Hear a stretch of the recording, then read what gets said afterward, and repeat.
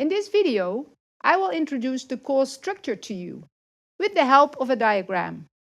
This diagram enables you to better understand the connection between modules and to recall which module you are studying at a specific moment in time.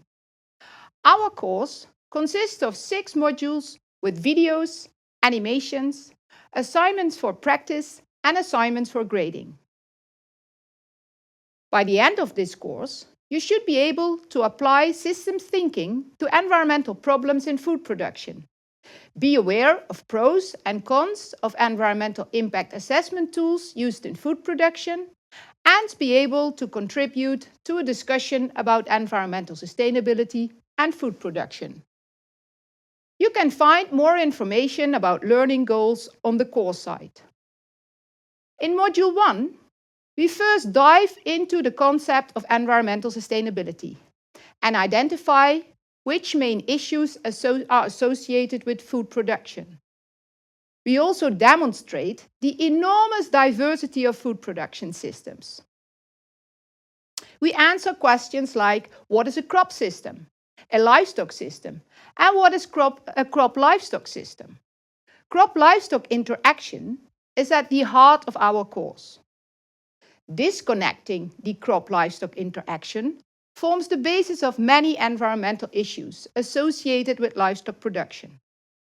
Once you are aware of the large diversity in food systems and you realize that feed crop and livestock production can occur in different areas in the world, you start to understand that reducing the environmental in food production is complex.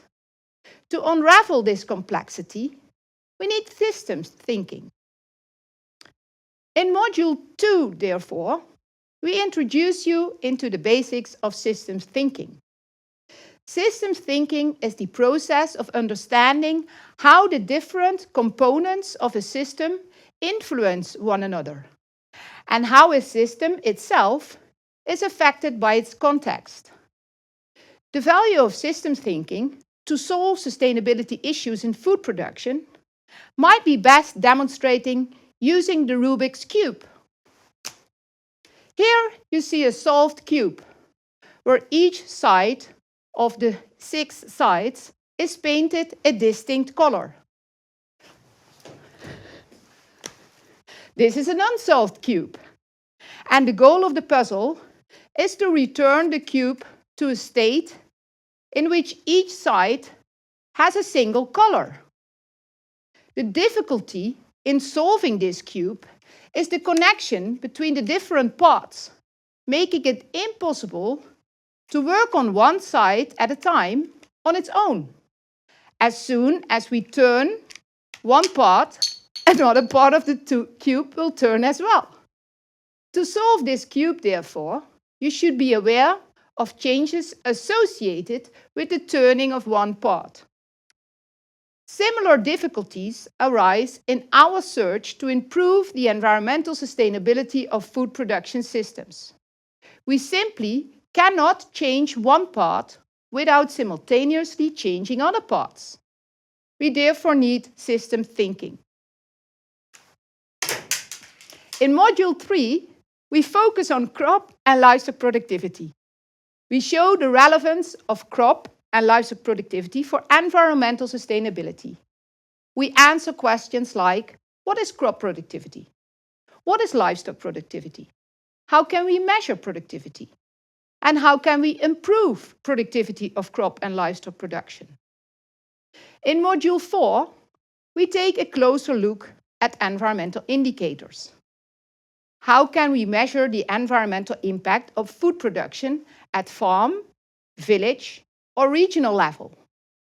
What indicators and tools are out there, and how can we use them?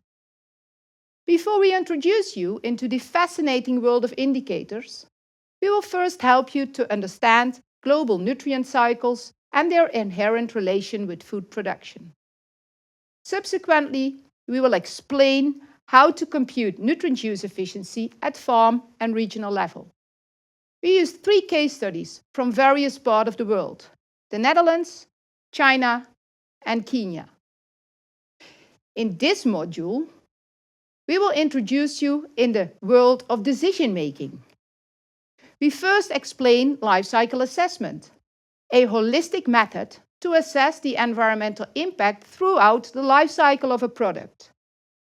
An LCA yields insight into the trade-offs or synergies among various stages along the life cycle of a product and among environmental impacts of food products. Finally, decision makers should take into account all dimensions of sustainability simultaneously. For example, the carbon footprint, the price, and the welfare label of a food product. Multi-criteria analysis includes various sustainability indicators and helps to make decisions and assumptions explicit. We will demonstrate the principles of these tools, as well as their value for decision making. These tools will help you to be transparent about your research methods and your underlying assumptions and choices. It will also help you to communicate implications of your research, for example, when discussing with policymakers or other stakeholders. In the final module, we first provide an overview of system tools presented in this course, including their strong and weak points. No tool is suitable for all situations. Instead, you will learn to choose your tool wisely. What is the right method to answer your research question? And what are strong and weak points? Finally, this module gives you the opportunity to apply and integrate your knowledge in 2 case studies, namely phosphate cycles on 2 continents and the feed food debate. In doing so, you gain experience with and get a better understanding of applying system thinking to environmental challenges of food production. By the end of this course, you have developed a critical attitude and gained knowledge about environmental sustainability and food production systems.